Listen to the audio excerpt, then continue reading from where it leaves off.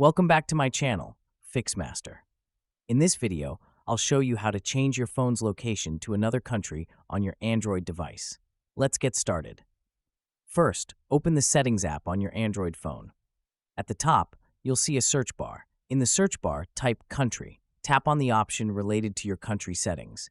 From here, you'll see your current country displayed. For example, mine says, tap on it to bring up the list of countries. In my case, this is locked. I am using the Samsung device. Maybe this lock is for Samsung devices, or maybe Google Lock it. If you don't see the option to change your country in settings, there's another way to do it. Head over to the Google Play Store and search for a VPN app like SuperVPN.